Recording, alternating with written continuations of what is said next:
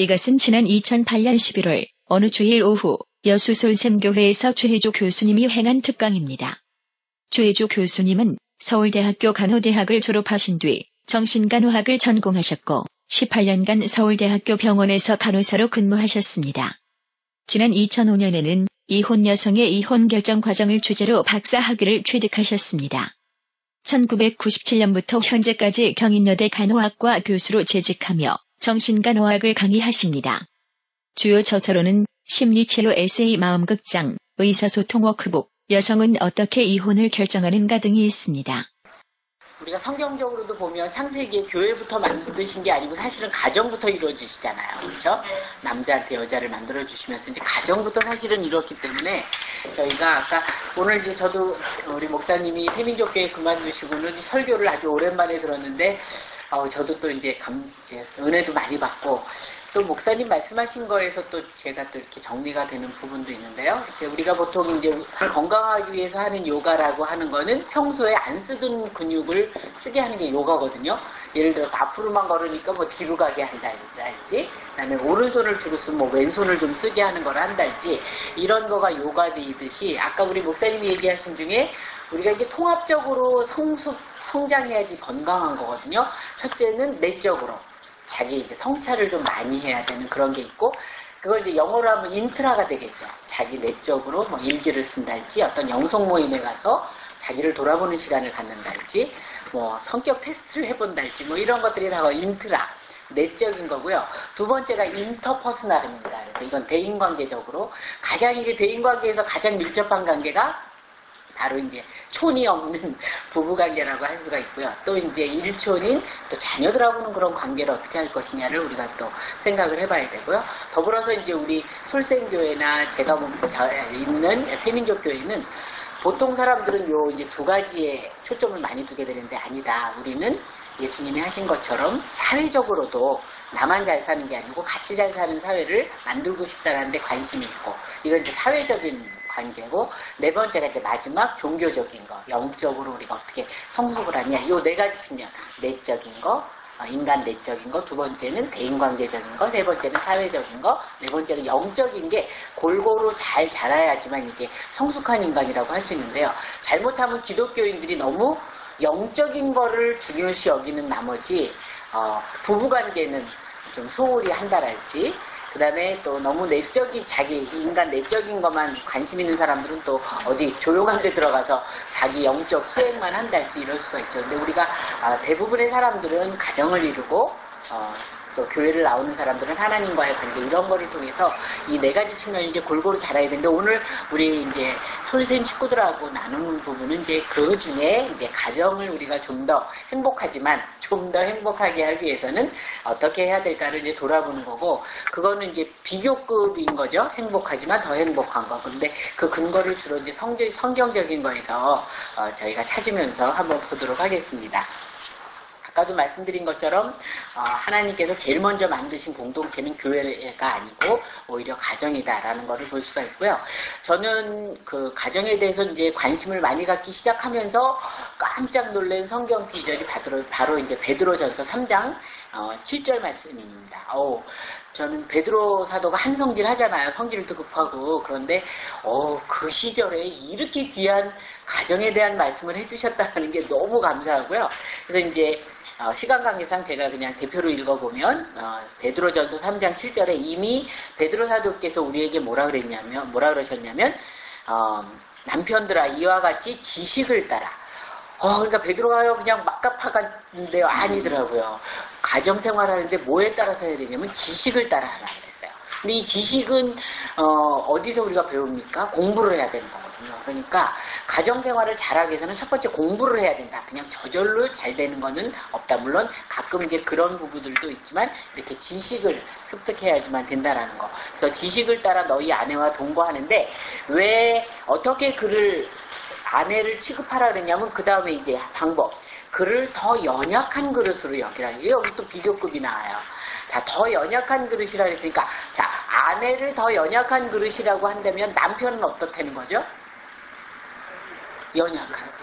그러니까 잘못하면 우리 여성분들께서 예, 나는 약하다고 생각하고 남편한테 그냥 너는 강하니까 레프트 라이트 그냥 어퍼컷 막 이렇게 말을 함부로 하면 안 된다는 거예요. 왜?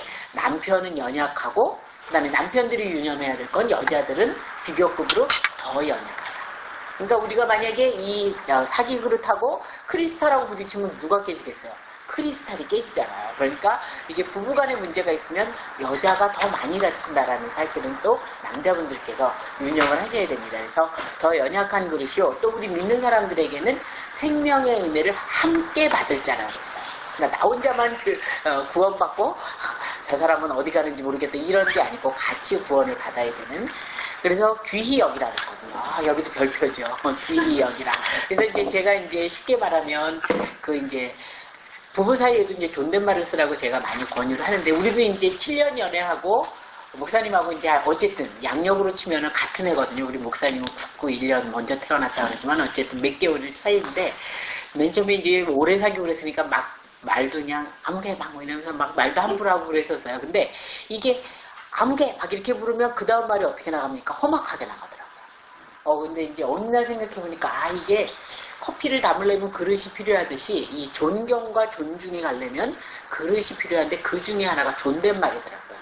물론 이제 우리 또 목사님이고 그러니까 더더욱이 이제 존댓말을 써야 되겠다. 그래서 이제 호칭을 그때부터 제가 바꾸고 말을 꼭 요자를 붙이면서 이제 얘기를 하는데, 그것이 바로 귀히 여기는 하나의 표상이더라고요. 그러니까 우리 이제 남자들이 특히 이제 부인 되시는 분이 여보 나 사랑해 뭐 나 이뻐 이러면 뭐 못 먹을 거 먹었나 뭐 이렇게 하면서 쳐다보시고 그러는데, 여자들은 귀로 연애를 하죠. 그래서 이렇게 사랑한다는 말을 이렇게 주기적으로 해줘서 사랑을 좀 잘하게 해야 돼요. 그 대신 남자들은 뭘로 연애합니까? 눈으로 연애해야 돼요. 네, 그러니까 여자들이 집에서 네? 예.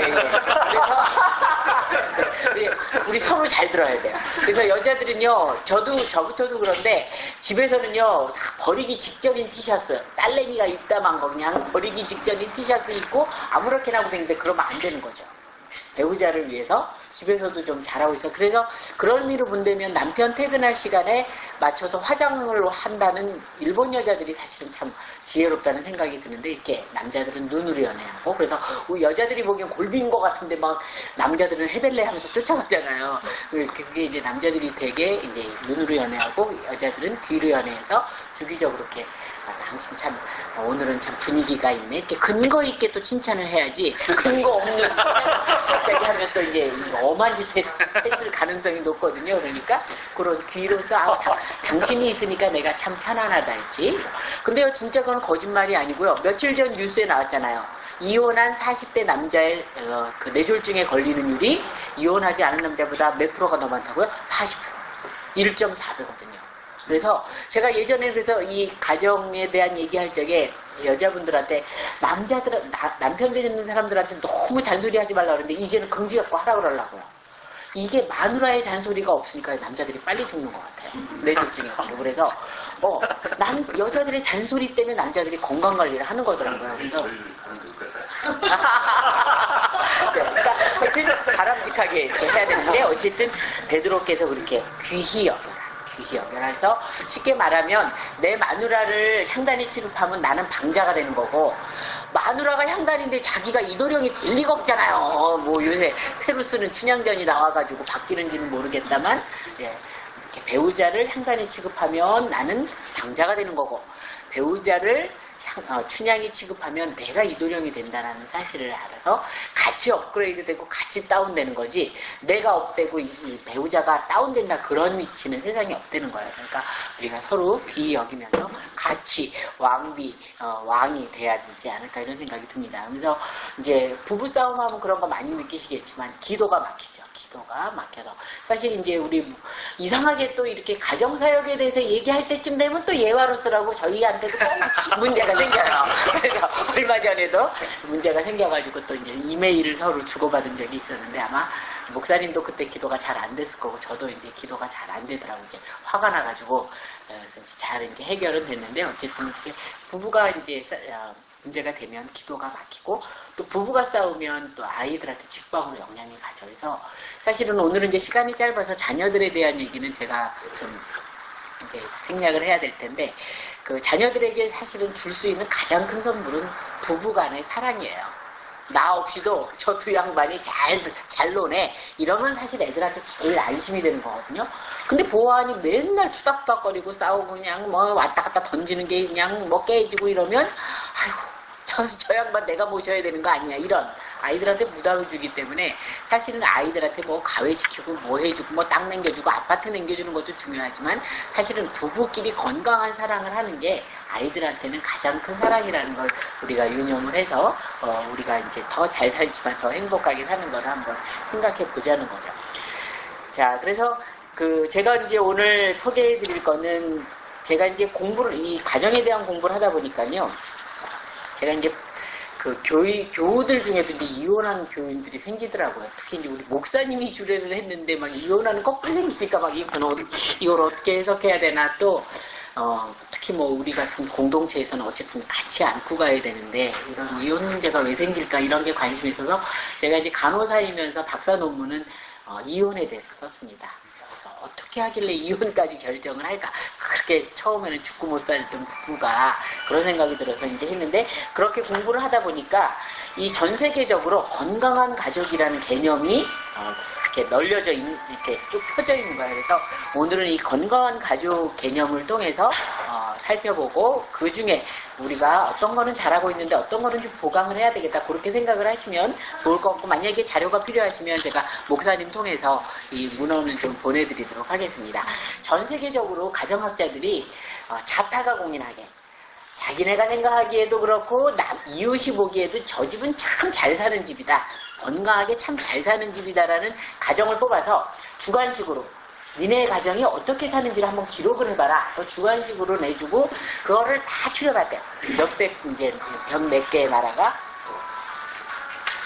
그랬더니 6가지로 추려지게 되는 거예요. 건강한 가족들이 가지고 있는 공통이 6가지인데 첫 번째가 헌신입니다. 헌신. 그래서 영어로 하면 이제 커미트먼트가 되는데 이거는 가정에 대해서 다 같이 우리 이제 헌신하는 거 있잖아요. 교회에 헌신하듯이. 그러니까 아버지가 돈 번다고 그냥 팽개치고 그냥 다른 일을 하는 게 아니고 가정 일에 같이 자녀가 어느 대학을 갈까, 뭐 무슨 과를 전공할까 이런 일에 있어서 공이 같이 참여를 해야 된다는 거죠. 그래서 옛날에는 이제 얼마 전까지만 하더라도 가정은 어머니의 헌신, 어머니의 희생 때문에 이게 이루어졌는데 이제는 시대가 달라져서 한 사람의 희생 때문에 유지되는 가정은 이미 지나간 얘기라는 거죠. 그래서 이제는 누구든지 같이 모여서 우리가 정말 이렇게 제2의 IMF를 눈앞에 두고 있는데 우리가 우리 가정을 좀 점검해 봐야 되지 않겠냐. 같이 누구의 불만, 누구는 또 착각은 파도를 넘는다고 남 모르게 그냥 혼자는 편안한데 나머지는 못 견디면 안 되겠죠.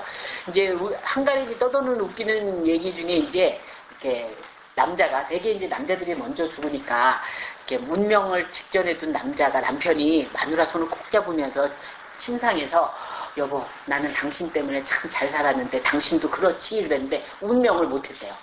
왜 그랬겠어요? 마누라가 대답을 안 해가지고 운명을 못했대요. 그 다음서부터 이 운명하는 남자는 절대 마누라한테 그런 걸 물어보지 마라. 운명하지 못한다라는 얘기가 나올 정도로 남편들은 그렇게 생각하는데 부인들은 아니라는 거죠. 내가 정말 살고 싶습니다. 저희가라고 다시 살고 싶지 않다라는 거죠. 그래서 이렇게 가정에 대한 세미나를 하기 전에 어떤 강사가 몇백 명한테 설문지를 돌렸대요. 다시 태어나도 지금의 배우자와 다시 살겠는가? 그랬더니 한 명 빼놓고 다 X더래요. 이거 한 명은 땡그라미인가 보다 그러고 탁 희망을 갖고 열어봤더니 주관식으로 썼더래요. 골변이야. 이렇게.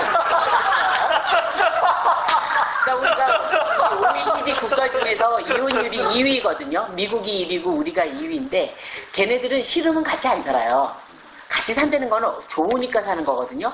근데 사실은 실질적으로 이혼율은 우리가 1위일 수도 있는 거죠. 우리는 이렇게 골변야파들이 굉장히 많은 거로 봐서 진짜 실질적인 이혼율은 굉장히 높을 수가 있다는 거죠. 그래서 사실 이제 목사님도 여기 계시고 이제 우리 목사님도 계시지만 제가 이렇게 목회자들에게 이런 가정사역을 얘기할 때 막 목사님들한테 거품 물고 얘기해요. 가정에 충실하지 않을 거면 당신 왜 목사가 됐냐? 신부가 돼야지. 그죠? 가정에 충실하지 않을 거면 신부가 돼서 여자를 몰라야지. 그런데 이거는 여자도 알고 가정에 충실하지 않으면 안 된다 이거예요. 꼭 먹고 알 먹고. 꼭 먹고 알 먹고 그러면 안 되고. 네. 근데 본인이 꼭 먹고 알 먹고 하는 건 좋은데 사모님도 그렇게 느껴야죠. 근데 이제 대개는 이 목회자들께서 이 하나님의 이게 너무 지대하기 때문에 여기에만 신경 쓰면 모든 것이 다 사면이 된다고 생각하는데 아니라는 거죠. 일단 결혼을 했으면 하나님을 섬기는 것만큼의 비율로 저는 가정에 투입을 해야 된다고 생각이 들어요. 그래서 가정이 행복해야지 정말 그 엄마 아버지를 보면서 자녀들도 난 정말 우리 아버지 같은 목사가 되겠다라든가 우리 아버지 엄마 아버지 같이 사회에 관심을 갖는 사람이 되겠다 이렇게 생각을 하는 거지. 엄마 아버지는 아무리 좋은 뜻을 가져서도 자녀들이 보기에 아이고 왜 저렇게 살아 난 절대로 그렇게 안 살아 라고 생각한다면 저는 조금 생각을 해봐야 되지 않을까 생각을 하는 거거든요. 그렇기 때문에 네, 그 하여튼 헌신 같이 서로 불만이 없을 정도의 헌신이 돼야 되고 사실은 그게 쉽지는 않아요. 저같이 이제 이런 공부를 열심히 하고 또 이제 굉장히 씩씩하고 솔직한 사람도 목사님하고 어떤 어려운 일이 있을 때 이렇게 표현하는 게 쉽지는 않더라고요. 그런데 어쨌든 그런 나름대로 이제 방법을 개발해야 되고 오늘은 이제 그 개발하는 거를 어떻게 할 것인지를 우리가 생각하게 되는 계기로 삼으면 좋을 것 같습니다. 두 번째는 이제 그 건강한 가족들이 가지고 있는 요소 두 번째를 보니까요. 애정과 감사인데요. 거기 뒤에가 별표예요. 애정과 감사에 대한 표현이에요. 여기 별표입니다.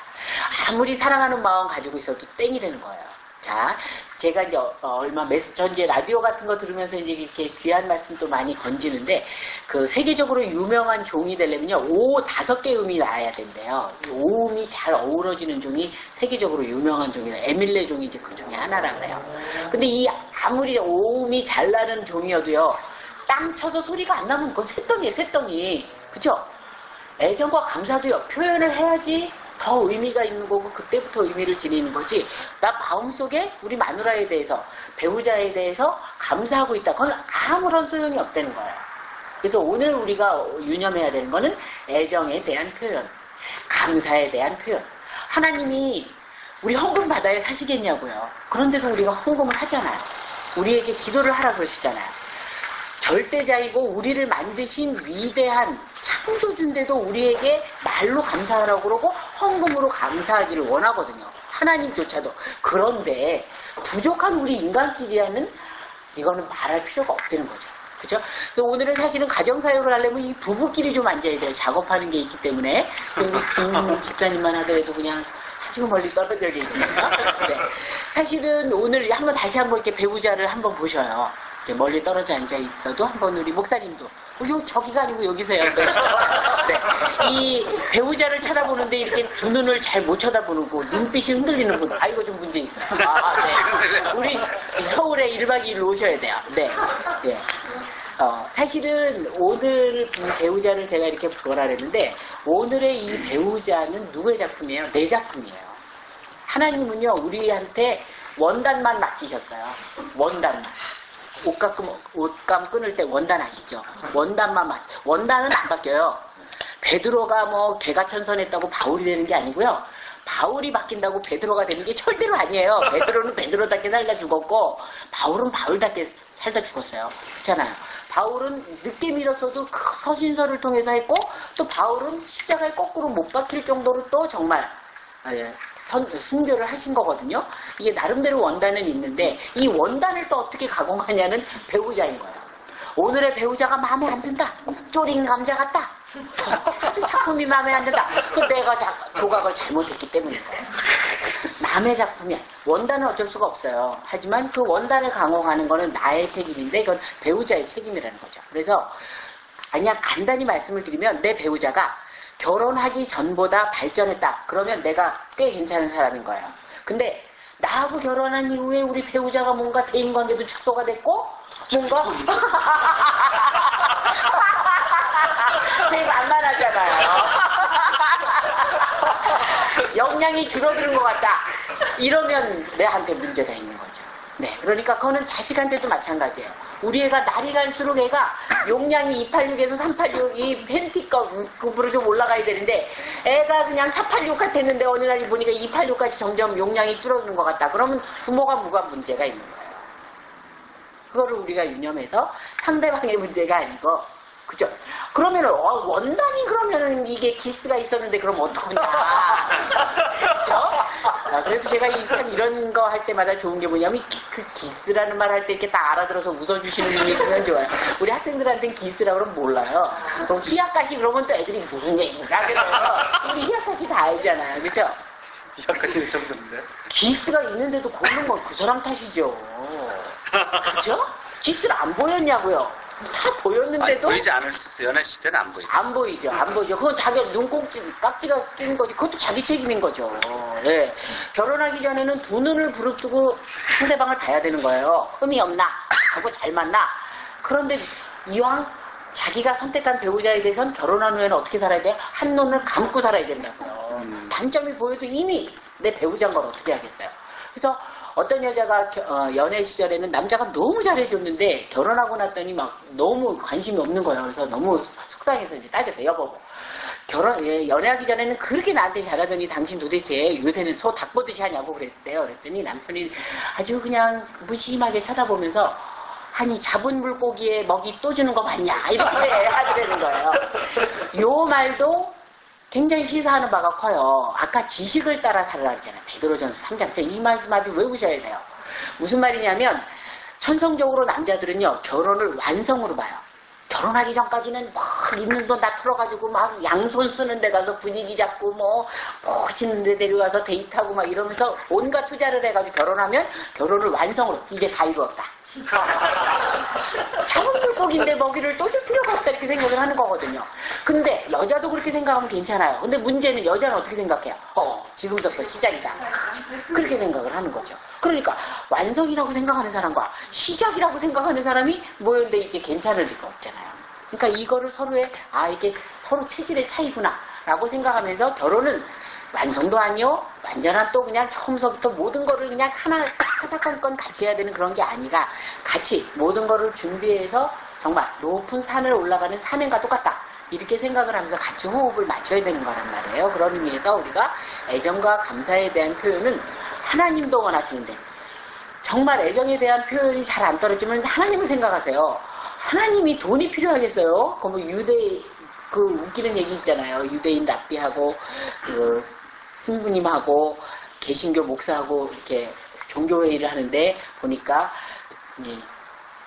개신교 목사는 티코를 타고 들어오고 신부님은 아반떼를 타고 오고 랍비는 소나타를 타고 오대요. 옛날 얘기인데.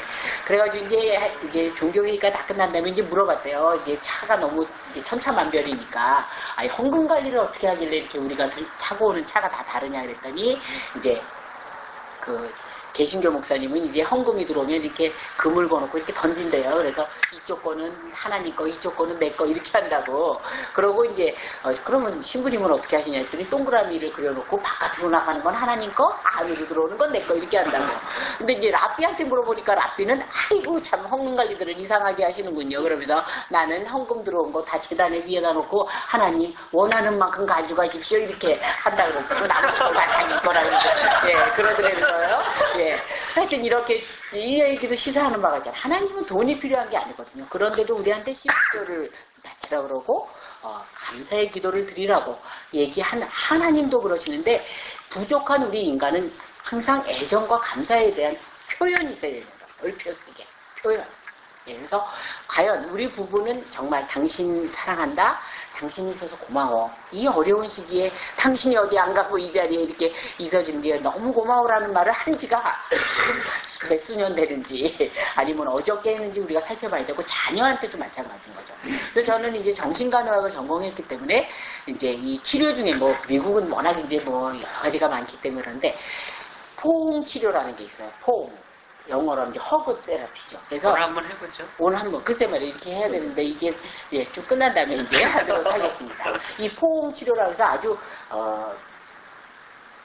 좀 이렇게 금방 알았다 풀으면 소용이 없고요. 아주 꽉 안아주는 한 말 안 하고 아니면 등을 이렇게 풀려준다든가 이런 거로만 치료하는 또 집단이 있다는 거예요. 근데 이게 부부끼리도 중요하지만 자녀들한테 이 험난한 세상 나가는 애들 학교 가는 애들한테 아무개야 다녀와 거기다 대고 또 안고는 또 1절부터 2절 3절까지 너 공부 못하게 돼. 이러면 이 포옹의 효과 다 떨어지고 마이너스로 와요. 그러니까 그냥 확 사라지고 잘 다녀와. 그냥 그게 다 전달이 되는 거죠. 또 돌아와서도 아유 애썼다. 그 경쟁사회에서 얼마나 애썼니. 뭐 성적표가 한 45등에 45등.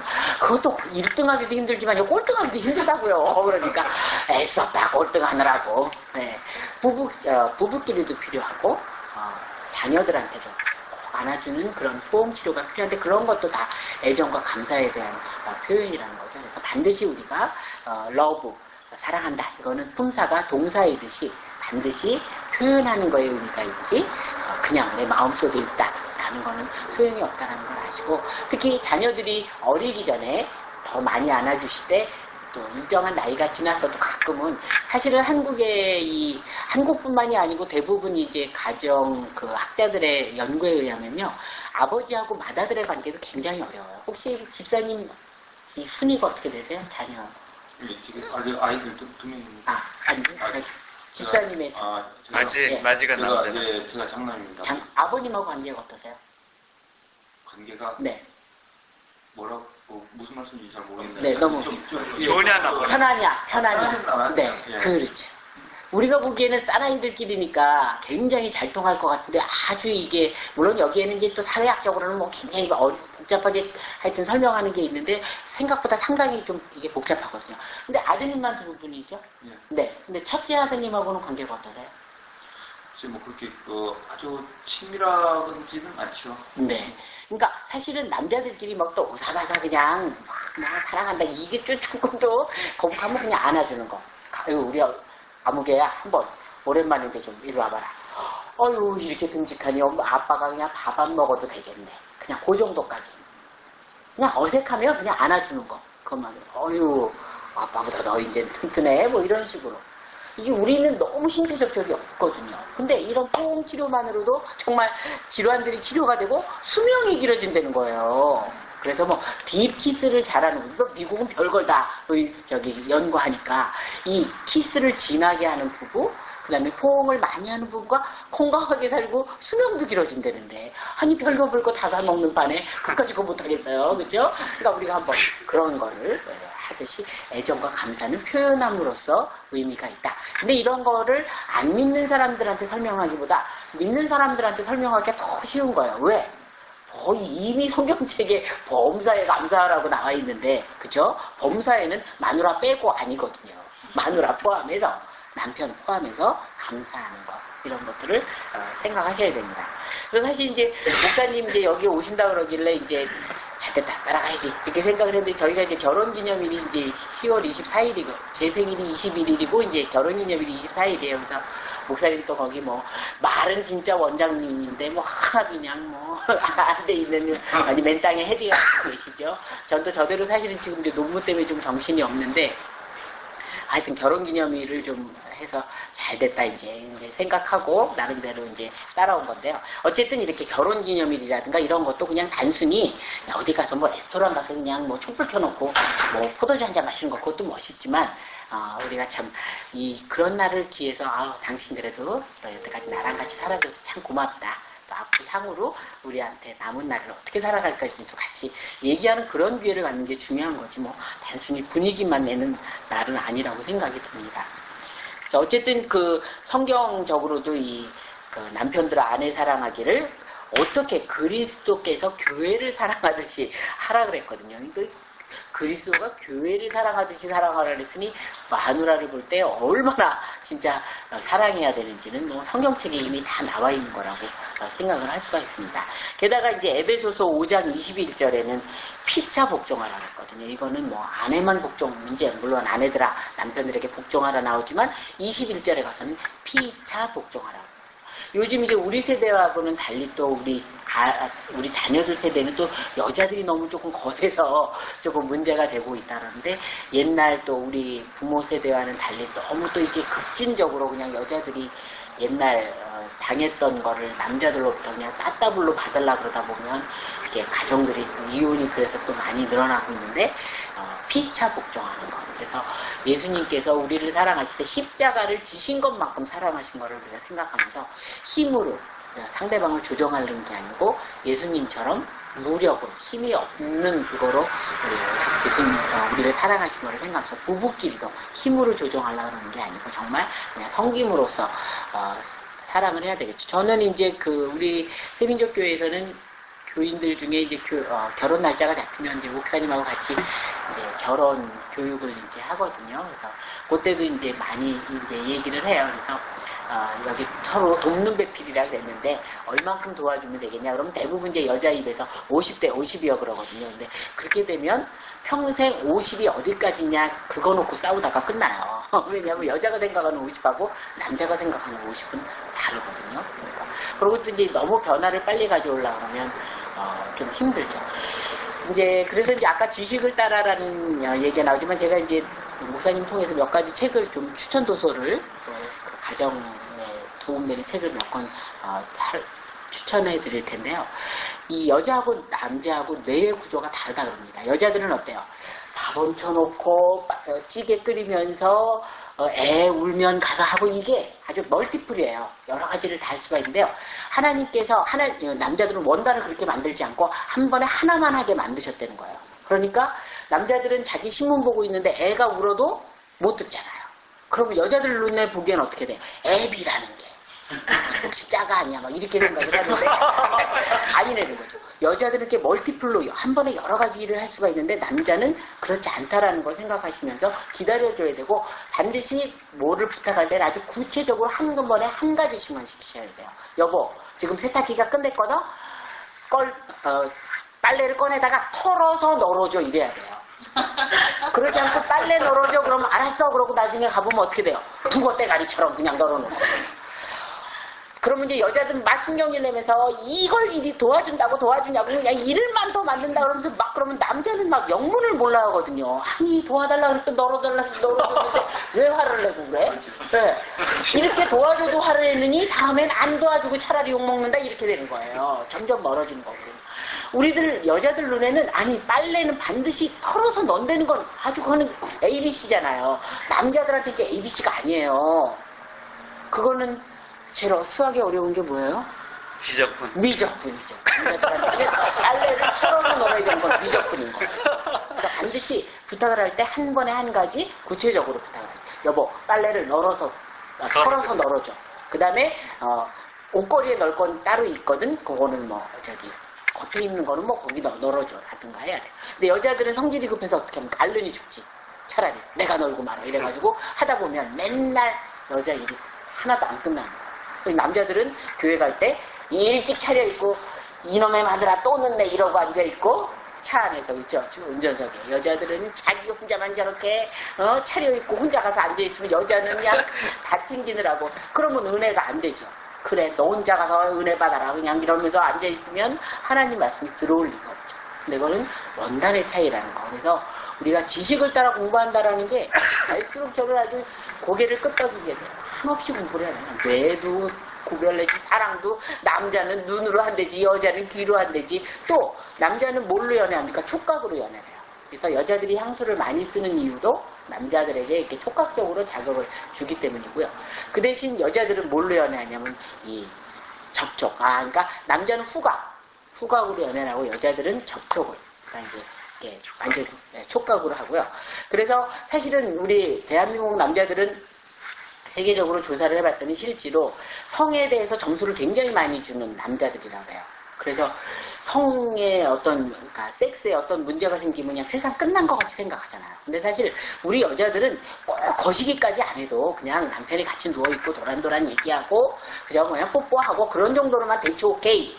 괜찮은데 남자들은 아니거든요. 거기까지 꼭 가고 이거를 뭔가 만족을 줘야 된다고 생각을 하니까 성에 어떤 문제가 생겨도 남성성이 완전히 무너지는 걸로 생각을 하거든요. 그런 성에 대해서도 남자 여자가 차이가 있다라는 점을 하여튼 이렇게 잘 살기 위해서는 이렇게 공부를 해야 될 필요가 있다라는 점. 그래서 저는 이 솔샘 교회에서도 이 독서 모임을 좀 지속적으로 좀 했으면 좋겠고 여자분들끼리 따로 해도 좋고, 그 다음에 이제 대화에 있어서 또 공부할 책이 참 좋은 게 많거든요. 공부를 좀 하셨으면 좋겠다 이런 생각이 들고 드디어 이제 의사소통에 대한 얘기는 뭐 이거 빠질 수가 없겠죠. 그래서 긍정적인 의사소통을 많이 하더라는 거예요. 그래서 우리가 그러면 이 의사소통을 잘하기 위해서는 공부 잘하는 사람은 또 어떻게 공부합니까? 그러면 안 되는 것부터 또 찾아내는 거를 공부하듯이 하지 말아야 될 대화 중에는 어느 학자가 가정 유명한 시애틀에 있는 학자인데 그 학자는 딱 그 부부가 대화하는 거 첫 마디 들으면 이 부부가 잘 살 부부인지 이혼할 부부인지 95%를 맞힌다. 그럴 정도로 첫 마디가 그 부부의 사랑을 거의 이렇게 나타내는 하나의 척도가 되는데 절대로 비난하는 말은 하면 안 된다는 거죠. 자, 남편이 어제 핸드폰이 꺼져 있고 연락도 안 된 채 새벽 1~2시에 들어왔어요. 자, 그럴 적에 우리가 기다리던 부인은 되게 어떤 심정이 되죠? 집사님, 남편이 그렇게 핸드폰은 꺼져 있어. 연락도 안 와. 1~2시에 와. 네, 그랬을 적에 우리 집사님은 심정이 어떠세요? 걱정이 되죠. 예. 심정은 걱정되는데 말로 나가는 건 대충 어떻게 나가요? 여자들이 보통 어떻게 얘기하는 것 같아요? 딱 남자가 문 열고 들어와 남편이. 그럴 때 어떻게 얘기하는 것 같아요? 이웃집에 여자들 보면. 이웃집 여자. 아니라 이웃집 여자. 이웃집 여자. 모은다고 바로 아니 이웃집 여자. 아니 역시 부인들은 참 잘하게. 저는 이제 걱정이 무지 네. 되는데 네. 그 표현보다는 네. 그 이제 걱정했던 것이 화가 나거든요. 대부분 그렇죠. 저도 그렇죠. 우리 이제 약속 시간 이렇게 기다리다가 맨 처음에는 5분 된 왜 이렇게 안 오나 그러다가 이제 너무 늦으면 교통사고 났나. 막 요즘 이제 핸드폰이 발달해서 또 그런 것도 없지만 그렇게 되잖아요. 그래서 대바람에 뭐가 납니까? 어떻게 사람이 인간이 핸드폰도 꺼놓고 연락도 안 하고 지금 들어살까 막 이래요. 근데 실제로 내 마음속엔 지금 뭐가 있어요? 걱정. 근데 걱정을 그런 식으로 얘기하고. 근데 그렇게 늦게 들어온 남자는 나 일 아주 잘했으니까 그냥 나 들어가면 마누라가 칭찬부터 하겠지 그러면서 기대하고 들어올까요? 사모님 어떻게 하고 들어올까요? 남자는 그렇게 핸드폰 꺼놓고 1~2시에 들어오면서 혼날 준비를 하고 들어오죠. 네, 그래서 이제 어떻게 하면 이제 이렇게 길까 막 이러면서 들어왔는데 인간이 그러면서 당신 맨날 핸드폰 꺼놓고 그러면 거기에 이제 사죄하는 마음은 사라지고 내가 언제 맨날 그랬어. 가끔 그랬지. 이러면서 싸움이 맨날과 가끔으로 옮겨. 그죠? 본질이 사라지고 부사 가지고 싸우는 거거든요. 맨날이냐 가끔이냐. 그거 가지고 싸우고. 거기다가 또 더 나쁜 건 뭐예요? 집안까지 물고 들어가는 거죠. 당신 내 집 안 보니까 저번에 너 동서 만나니까 당신 동생도 그런데더라. 이러고 들어가면 이제 집안 싸움까지 되는 거죠. 그래서 우리가 배우자를 대하건 애들을 대하건 인간 존재 자체를 비난하는 거는 피하자. 그래서 행동에 대해서 당신이 핸드폰을 끄고 연락 없이 늦게 들어오니까 내가 걱정이 되는 나머지 너무 화가 나.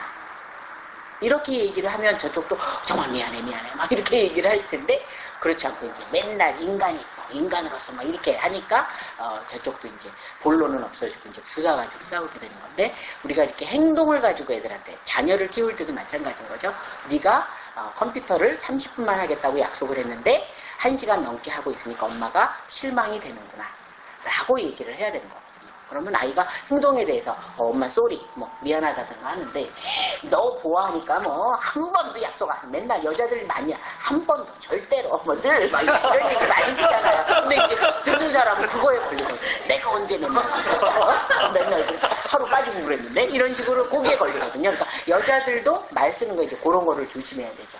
네가 오늘 30분 하기로 했는데 아까 그렇게 행동을 하면 얘가 오늘 그렇게 못한 거에 대해서 미안하다라고 하는 거죠. 그러니까 우리가 어떤 아이의 실수에 대해서 너는 그냥 맨날 그냥 하는 짓이 막 이렇게 그렇지 장치같들 그냥 다칠치 못하고 막 이렇게 하면 아이는 그 앞에서 좌절을 느끼는 거죠. 그래서 아까 이제 우리 배우자들을 돌아보면서 오늘의 배우자는 나의 작품이다 그런 것처럼 오늘의 아이들의 모습도 우리의 작품이다라고 생각을 해서 청소년기에 들어간 자녀가 아버지가 뭐라고 그러는데 그냥 그 앞에서 문 탁 닫고 들어가는 건 하루아침의 작품이 아니라는 거예요. 네, 벌써 아이의 감정과 이 어머니의 감정이 이렇게 단절된 게 꽤 오래됐다는 얘기거든요. 특히 이제 우리나라는 나쁜 것만 OECD 국가 1위예요. 자살도 뭐 최진실 씨 자살을 뭐 포함해서 자살 1위로 이제 올라서고 있는데, 제가 이제 최진실 죽음을 볼 때 이제 많은 학자들이 또 이미 분류를 했지만 우울증 플러스 충동성이거든요. 네. 근데 청소년들은 특히 청소년 자살의 가장 큰 이유는 충동성이에요. A. 엄마 아버지하고 싸우고 나서 A. 그래서 한 양호교사는 그 학교에서 학부모들 불러다 놓고 뭐까지 얘기하냐면요. 청소년의 침대는 창문가에 두지 말라고까지 가르쳐요. 왜냐하면 충동적으로 침대 밟고 창문 뛰어내리거든요. 근데 애들의 방에 창이라는 게 다 쫙 완전히 절벽 아니에요. 되게 안방은 문 열면 베란다가 있지만 아이들의 창문은 완전히 벽 쪽이니까 이 창문 쪽이 아니고 벽에다 붙여놓으라고까지 얘기할 정도로 충동이 무서웠거든요. 청소년 자살은 되게 충동성이거든요. 그러니까 그런 면에 있어서 아이들하고 해서 우리가 이제 그런 감정을 읽어주는 거를 절대로 하루아침에 되는 게 아니고 훈련을 하죠. 정말 꾸준한 훈련을 통해서 된다라는 것, 절대로 우리가 존재 자체를 비난하지는 말자라는 얘기. 그 다음에 이제 나쁜 거는 또 하나는 이제 모욕적인 거죠. 당신네 집안 뭐 제대로 하는 거 하나도 없더라. 뭐 이런 약속도 하나도 안 지키고 뭐 이런 식으로. 거기에 대해서 이제 나쁜 반응은 이제 변명. 근데 당신이 그렇게 얘기하니까 나 좀 기분이 나쁘네 이렇게 얘기해야 되는데 그게 아니라 이제 그렇게 하면은 이제 본론이 없어지고 그 이제 피상적인 거 가지고만 얘기를 하게 되는데 일단은 그 말에 대해서 우리가 정당하게 반응할 수 있어야 되겠고, 그다음에 대부분의 배우자들은 이제 사실은 한 배우자는 피하죠. 되게 이제 여자분이 막 잔소리하면 한쪽은 이제 도망가는 식의 반응을 많이 보이기가 쉬운데, 혹시 여자분들 중에 이제 우리 남편은 도대체 입에서 분내가 날 정도로 말을 안 해요라고 하는 분들 중에 혹시 내가 반은 그 사람 책임인데 반 이상은 또 내가 상대방으로 하여금 말을 못하게 하는 건 아닐까 살펴봐야 돼요. 자기도 모르게 남편이 뭐만 얘기하면 말이라고 하나 뭐 그게 아니라 막 이렇게 하면 남편이 그냥 용기 내서 얘기했는데 그냥 싹을 자르는 거죠. 그런 면에서 도피한다고 또 문제 해결이 되지 않는다라는 거를 생각하시고요. 이런 걸 하는 데 있어서 여자분들은 맨날 억울하다 그러시겠지만 왜 여자만 하냐 그러지만 하나님이 여자가 더 잘하게 만드셨어요. 그러니까 여자분들부터 그렇게 첫 마디를 비난하지 않는 식으로 시작하는 것을 훈련하고, 그래서 이 가족 치료하는 쪽에서는 이제 굉장히 이제 문제가 심한 부부한테 이렇게 서로 고무밴드를 줍니다. 그래서 비난할 때마다 자기가 자기한테 총을 쏘는 거예요. 아이고 비난하고 있구나. 아이고 쏘리. 다시 이제 얘기를 시작할 수 있게. 요 방법이 이제 굉장히 그 행동요법에서는 굉장히 많이 쓰이고 있는 방법이고, 그렇다면 바람직하지 않은 거는 이런 건데, 바람직한 그런 거는 어떤 게 있을까? 당근 부드러운 말로 이제 시작하는 거. 여보 나 오늘 얘기할 게 있는데 라든가, 아까처럼 남편이 이렇게 핸드폰 꺼놓고 늦게 들어오니까 걱정되는 나머지 화가 나 라든가 이렇게 얘기할 수 있어야 되겠죠. 근데 집사님 그게 하루아침에 될까요? 몇 년이라도 잘 안 되죠. 네. 그러니까 사실은 꼭 역할 하는 것처럼 연습을 먼저 한번 해보는 게 좋고요. 사실은 이제 오늘 이 짧은 기간에 얘기할 수는 없는데, 얘기하는 패턴에 깔려있는 건 사실은 욕구거든요. 그러니까 예를 들어서 친정아버지가 술 먹고 늦게 들어오시다 교통사고가 난 어떤 부인이 있다고 쳐봐요. 어렸을 때 자기 아버지가 술 먹고 늦게 들어오시다가 교통사고가 나 돌아가셨다. 그럼 이 사람의 마음에는 뭐가 잠재해 있겠어요? 남자가 술 먹고 늦게 들어오면 늘 직접 아버지의 교통사고가 금방 연상이 되겠죠. 그러니까 아주 굉장히 불안과 두려움이 극심한 거예요. 그러니까 두려움과 불안이 극심하니까 남편에 대해서 어떻게 돼요? 당신 핸드폰 그렇게 꺼놓지 말라 그랬잖아요. 이렇게 자꾸 자기 두려움에 분해하게 되거든요. 그럴 때 사실은 피상적인 그 수준보다 더 우리 부인이 저렇게 친정아버지가 그런 사건이 있어 돌아가셨기 때문에 유난히 연락 안 되고 늦게 들어오는 거에 예민하구나. 그 사람을 읽어주면 되거든요. 근데 이 정도의 욕구를 읽어주는 건 그냥은 안 돼요. 그래서 제가 이제 목사님한테 나중에 보내드리겠지만 그 이제 비폭력 대화라는 게 로젠버그가 쓴 비폭력 대화라는 게 있는데, 그거에 보면 이제 욕구가 있어요. 그래서 사람들이 보통 가지고 있는 욕구하면 사랑받고 싶은 욕구, 인정받고 싶은 욕구. 근데 어떤 사람은 유난히 안전에 대한 욕구가 커요. 안전에 대한 욕구. 근데 이제 우리 솔샘교회 여자 교인분들은 혹시 자기 일을 하시는, 가정에만 계시지 않고 자기 일을 하시는 분들이 많으신가요? 다요. 예. 근데 빼놓고요. 아, 집에만 계세요? 집에 집에만 있진 않겠어요. 네. 예, 상담하고 계시면 청소년 상담. 아, 그러시군요. 근데 이제 이 자기 일, 전문가의 일을 하는 여자들 중에 되게 우리 집사님 어떻게 어렸을 때부터 좀 모범생 얘기 들었지 않으셨나요? 어떠셨어요? 엄마 아버지가 아유 우리 딸 아무개만 같으면 뭐 믿음직하고 그런 얘기 별로 안 들었는데. 안 들었었어요? 네. 안 들었는데 그 나름대로 그거랑 정도로 가야 돼. 네, 정도, 책임감 이런 거. 근데 이렇게 어려서부터 아주 모범적이고 이 부모 손을 안 타고 부모들이 늘 아유 쟤만 같아라 이런 사람들 중에 어떤 욕구가 충족이 안 되냐면요, 이 의존하고 싶은 욕구가 충족이 안 돼 있을 수가 있어요. 그래서 그런 여자들이 대부분 남편에 대해서 어떻게 반응을 하냐면요, 굉장히 돈도 열심히 벌어오고 남편이 돈 안 벌어오는 거에 대해서 별로 유념을 안 하는 것 같이 지내다가 어느 날은 또 막 애처럼 남편을 들들들들 달달달달 볶아요. 그래서 남편이 헷갈려요. 돈도 자기도 잘 벌어오고 그래서 내가 아주 듬직하게 생각하고 있어서 마음이 편하려고 그러는데 어느 날은 막 애기처럼 자기를 왜 안 살펴주냐 이런 식으로 시계추처럼 왔다 갔다 해요. 아주 독립적인 모습에서 굉장히 어린애 같은 의존적인 모습으로 시계추처럼 왔다 갔다 해서 남편이 정신이 없어요. 우리 목사님 혹시 그런 경험? 조금 있죠. 네. 제가 얼마 전에 그 모습을 깨달은 거야. 아, 내가 어려서부터 너무 착한 아이 신드롬, 알아서 하는 아이라고 잘했지만 나한테 의존하고 싶은 욕구가 충족되지 않은 게 여전히 남아있어서 여전히 착한 아이처럼 이렇게 돈 안 버는 남편에 대해서도 굉장히 관대하면서도 어느 날은 막 왜 뭘도 안 가져? 어쩌고저쩌고 막 이러면서 나 우울해 죽겠는데 안 쳐다 막 이러면서 막 평소와는 다른 아주 차일드시한 미숙한 모습을 보이거든요. 그게 내 안에 충족되지 않은 의존 욕구 때문에 그것이 자꾸 불쑥불쑥 올라와서 그렇거든요.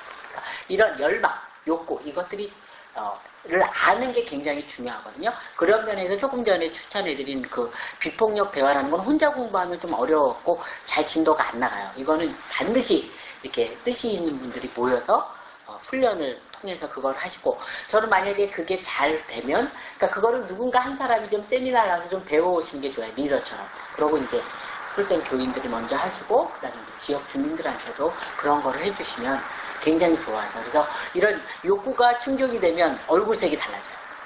이렇게 진짜 늘 행복한 생명과 연결된. 근데 뭔가 자기 나름대로 열심히 하고 남들이 보기에도 좀 열심히 사는 사람이다 그러는데 늘 뭔가 이렇게 채워지지 않은 뭔가가 있는 것 같고, 이렇게 자기는 조금 이렇게 불행한 것 같은 느낌이 언뜻 엄습하고 거기에 사로잡히는 경우에는 이게 충족되지 않은 욕구가 자리 잡고 이렇게 불쑥불쑥 올라오는 경우가 많거든요. 그래서 그런 작업을 좀 해야지 사실은 그것이 드러나는 의사소통을 잘할 수 있다는 거를 연령하시는 게 좋겠고요.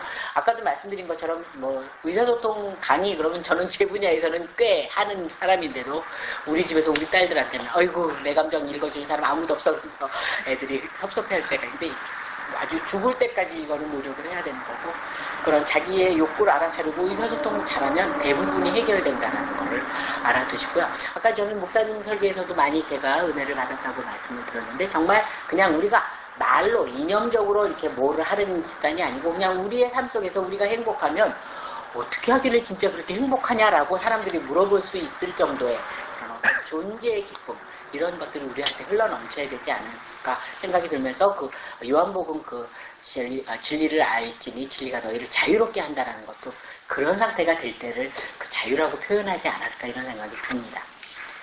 지금까지 이제 3가지 했고요. 4번째는 함께 시간 보내줍니다. 그래서 아까 이제 그 헌신이라는 거와 이제 또 일맥상통이 되는데, 저는 이제 그 직장 생활을 했던 직장 여성으로서 시어머니도 계셨고 또 이제 시간제로 일을 도와주는 아줌마도 그러셨고 그렇기 때문에 엄마가 없어도 엄마 역할을 대신하는 할머니가 계시기 때문에 애들의 걱정은 안 한다 그랬는데, 지금 지내고 보니까 그게 아닌 것 같더라고요. 그래서 직장 여성들은 되게 이제 자위하기를 내가 양적으로 애들하고 시간을 못 보내도 질적으로 보내면 되지라고 하는데 아니라는 거예요. 반드시 어느 정도의 질은 어느 정도의 양적인 시간을 같이 할 때 질적인 게 오지 막 질적으로 내가 조금 보내도 애들한테 그냥 아주 이빠이 시간을 할애하면 된다. 그건 아니라는 점에서 우리가 충분히 시간을 같이 해야 그 아이의 체질, 야단을 맞을 때 얘가 자존심이 세서 얘는 조금 자존심을 생각하면서 좀 지적을 하는 게 좋다랄지 이런 게 파악이 되지 질적으로만 파악할 수가 없다라는. 그 다음에 이제 한국의 아버지들이 또 이제 이 점은 유념을 해야 되는데 그게 우리나라는 이렇게 역할로 나눠지잖아요. 아버지는 돈을 벌어오는 사람, 엄마는 애들 교육과 모든 거를 다 전반적으로 책임지는 사람 이렇게 역할이 나눠지는데 일단 아버지들 같은 경우에도 애들과 함께하는 시간을 꼭 가지시라는. 그 다음에 아이가 집안의 아이가 둘 이상이신 분 손들어 보셔요. 가정의 아이가. 네, 대부분 다 하시네요. 목사님네만 아직 하나시고요. 자, 이렇게 아이가 둘인 경우에 유념하셔야 될 거는 되게 큰 아이 때문에, 작은 아이 때문에 큰 아이가 쳐요. 큰 아이가 좀 잘하더라도, 잘하면 잘하는 대로 치거든요. 그러니까 엄마 아버지가 유념하셔야 될 거는, 작은 아이를 그냥 다른 사람한테 좀 맡기고, 큰 아이와 데이트하는 시간을 꼭 따로 가지셔야 돼요. 작은 애랑 같이 하는 아는 작은 애한테 갈 수밖에 없어요. 그래서 제가 이제 제가 이제 저는 딸딸이 엄마인데, 우리 여동생이 그러더라고요. 언니는 큰애 부를 때 목소리하고 둘째 애 부를 때 목소리가 다르대요. 그래서 그럴 리가 있냐 그랬더니 언니가 한번 자세히 들어봐 그러더라고요. 그래서 어느 날 제가 한번 이렇게 진짜 제가 아이들 부를 때 목소리를 들어보니까요. 큰애 부를 때 누구야 이렇게 부르고요. 작은 애 부를 때 누구야 이러면서 그러니 큰아이가 얼마나 엄마는 동생만 사랑해라는 게 얼마나 굳어졌는지 하고 제가 아주 굉장히 반성을 많이 했었는데 작은 애랑 있으면 큰 애는 치게 돼 있어요. 그리고 둘이 싸우도 늘 큰 애한테 너는 형이나 돼가지고 맨날 이렇게 하니까 큰 아이만 데리고 따로 데이트하는 시간을 꼭 가지실 필요가 있고요. 그때 이제 두 번째 애정과 감사. 아무개야 네가 있어서 엄마는 참 좋겠다. 거기다가 또 칭찬하시는데 네가 동생을 잘 돌봐줘서 듬직해 이러면 안 돼요. 같은 동생이 이럴 수 있겠는데 동생을 잘 봐줘서 듬직해 그러면 그거는 아주 아니 데리고 하면 못해요. 그러니까 그냥 동생 얘기는 해지도 마세요. 그냥 네가 있어서 좋구나. 아유 오랜만에 보니까 키가 더 컸어? 그동안 어땠니? 힘든 건 없었어? 이런 식으로 완전히 그냥 모든 포커스를 얘한테만 줘야지 기껏 데리고 나서 동생 얘기하면 안 된다라는 점 유념이 듣고요. 특히 이제 아드님이신 경우에는 아빠하고 그냥 여행 가는 거 그냥 꼭 말하지 않아도 싼아이들끼리 갔다 올게 뭐 이런 식으로 해서 좀 아들하고의 관계를 좀 시간을 좀 같이 시간 보내는 거. 그래서 쉽게 말하면 이제 우리 그런 말 많이 듣잖아요. 가정은 추억의 박물관이다.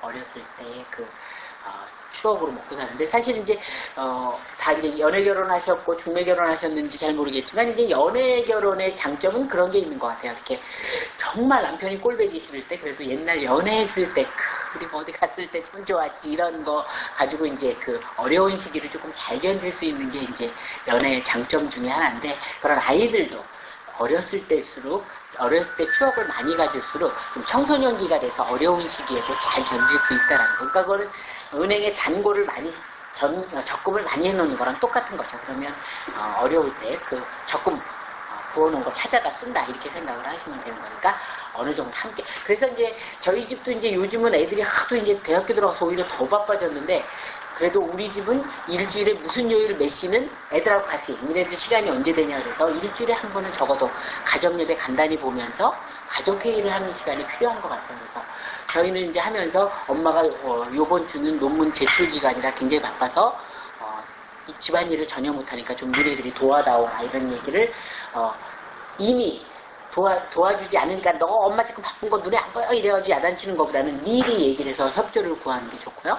뭐 가정규칙 같은 것도 그때 정하는 게 좋죠. 우리 집은 예정되지 않은 외박 같은 건 안 된다라든가 이런 거를 미리 해놓으면 사춘기 아이들하고 좀 충돌을 줄일 수가 있는 거거든요. 근데 이런 규칙이라는 거는 우리가 뭐 성경도 여러 번 개정판이 나오듯이 일정한 주기를 갖고 검토를 해봐야 돼. 아이들이 점점 커갈수록 자유를 줘야 되겠고요. 그래서 이런 가정 시간을 가져서 함께하는 시간을 뭐 남자들끼리 좀 엄마 좀 쉬라 그러고 사나이들끼리 뭐 요리를 만들어 본다든지 이런 요리하는 것도 뇌의 발전에도 굉장히 좋고 서로 우애를 다지는데도 굉장히 좋거든요. 그러니까 그때도 또 뭐 단무지는 몇 센치를 잘라야 된다든가 이런 거 절대로 강요하지 말고 아들이 주방장 하면 보조는 어떻게 하는 거예요? 이거 얄짤없이 주방장이 하는 대로 따라가는 거잖아요. 그러니까 그런 측면에서 아이들하고 함께 보내는 시간을 많이 가지라는 거.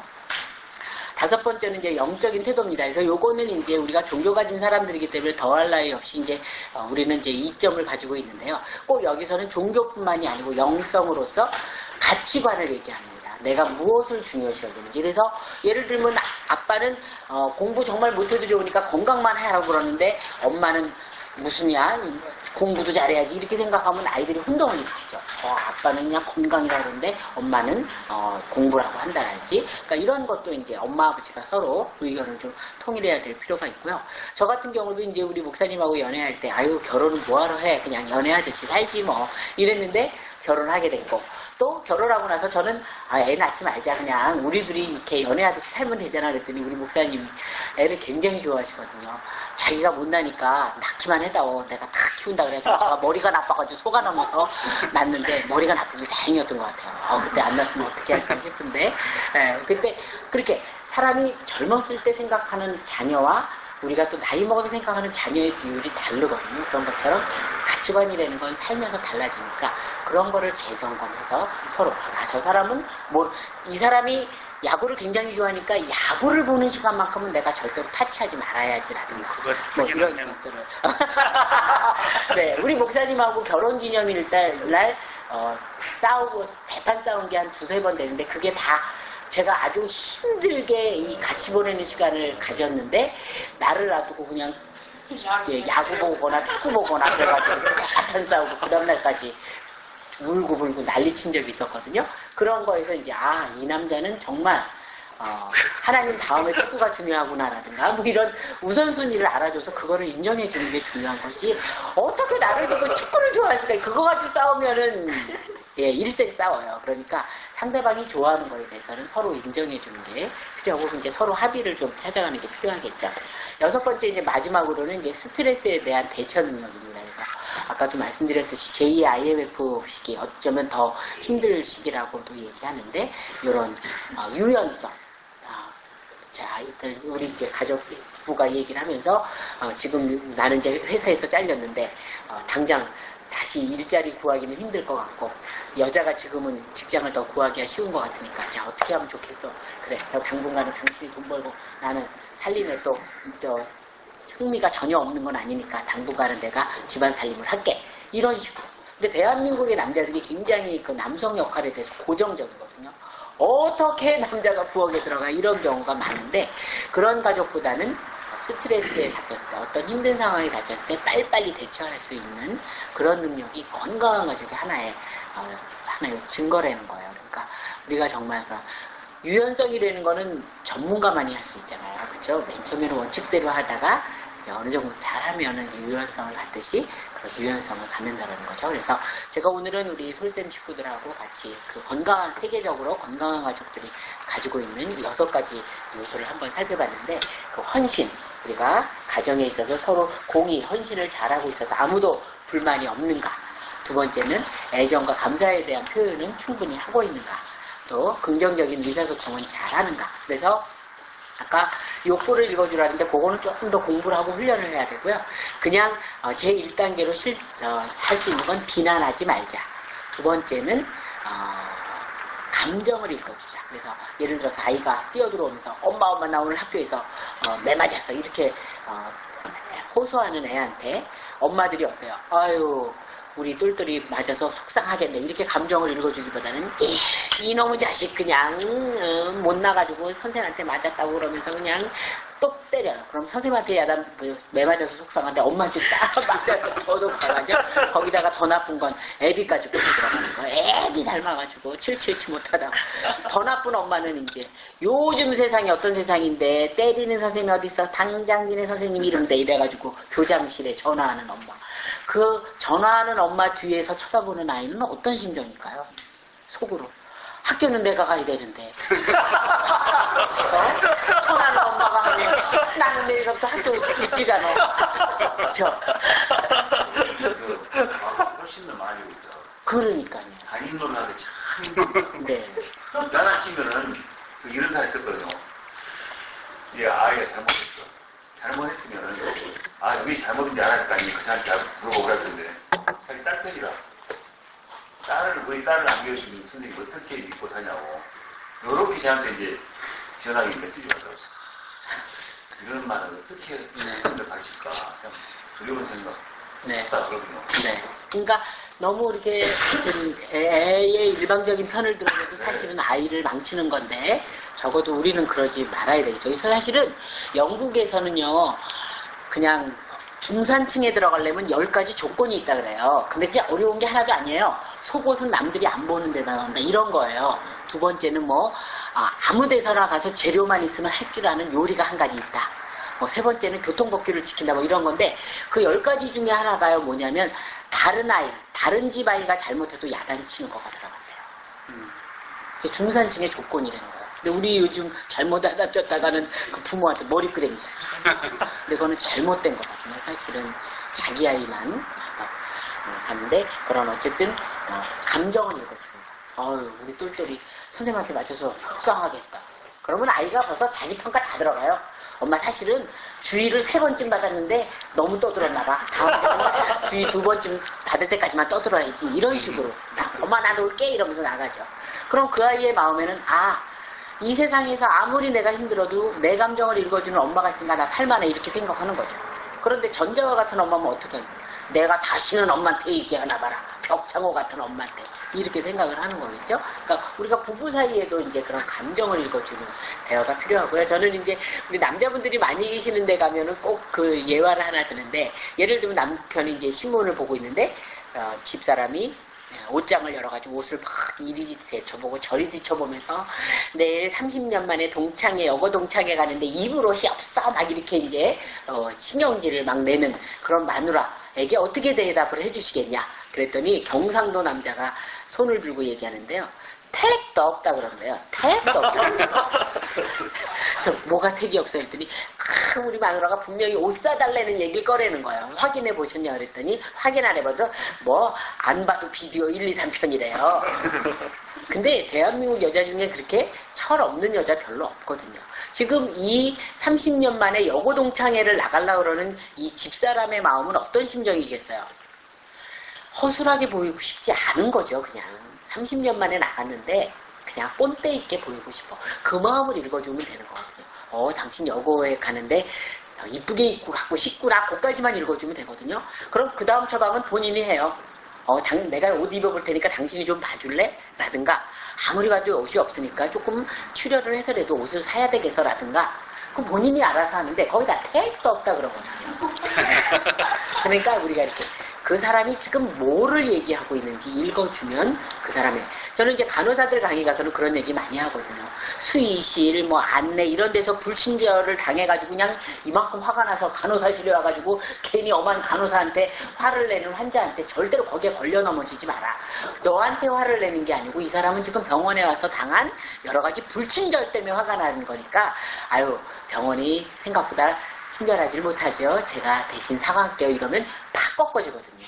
근데 거기다 대고 왜 나한테 그러세요? 이런 간호사면 너 잘 걸렸다 해가지고 이제 거나 아니면 불친절 간호사 투서함에 들어가거든요. 그러니까 그거를 잘 읽어주면 되거든요. 지금 아파서 병원에 왔는데 이 수의 땡땡거려 안내서 땡땡거려만 얼마나 화가 나겠어요. 그런 사람이 병원에 오셔서 많이 힘드셨죠. 요거만 읽어주면 팍팍 가라앉는 거를 그냥 거기다가 석유 부어가지고 불친절 간호사로 올라갈 필요가 없는 거거든요. 그러니까 우리 아이들이 그렇게 사실 성적 나빠서 그 성적표를 들고 오는 아이 심정이 어떻겠어요.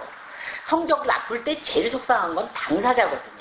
그죠? 그렇게 들어오는 아이한테 그냥 성적표 이걸 성적으로 받았냐 옆집에까지 또 비교하면서 사실 그러고 싶죠. 근데 그거는 진짜 나가서 죽어라라고 말 안 할 뿐이지 죽으라고 얘기하는 거나 똑같은 거거든요. 그때 그냥 한 박자 쉬고 그냥 저려나면서 먹어라. 성적 이렇게 바뀌어도 쉽지 않은데 이런 식으로 감정을 읽어주면 열심히 할게요. 자기 입으로 나오게 해야지 엄마 아빠 배우기에도 소용이 하나도 없다라는 거. 그 다음에 이제 함께 시간을 보내자. 그 다음에 이제 서로 가치관이 뭔지, 중요시 여긴 건지를 뭐 알아서 그 부분만큼은 좀 인정을 해주자. 그 다음에 스트레스나 어떤 위기 상황에 있어서 서로 얘기하는 가운데 합의점을 잘 찾아가는 부부들이 잘 산다고 합니다. 그래서 짧은 시간 제가 전 세계적으로 그 건강한 가족이라고 하는 가족들이 가지고 있는 6가지를 소개해드렸으니까 한번 시간 되시면 한번 집에 가서 점검을 한번 해보세요. 우리 집은 6가지 중에 뭐는 좀 잘 되고 있는데 어떤 부분은 안 되고 있는데 어떤 부분은 그럼 안 되는 부분은 어떻게 우리가 보완을 해나갈 건지를 생각을 했으면 좋겠고 저는 하여튼 하나님이 주신 가장 좋은 공동체가 가족이고 하나님의 사랑을 느낄 수 있는 가장 구체적인 공동체라고 생각이 들어서요. 뭐 다 경험하시는 거지만 집에서 힘받지 않으면 밖에 나가서 자꾸 실수하고 직장 생활이 힘들지 않습니까? 그래서 가정부터도 잘 꾸미서 행복하지만 더 행복한 가정을 꾸미기 위해는 지혜가 필요하고 그래서 짧은 시간 풀쌤 교인들하고 할 것 같습니다. 이상 제 얘기는 여기서 끝내도록 하겠습니다.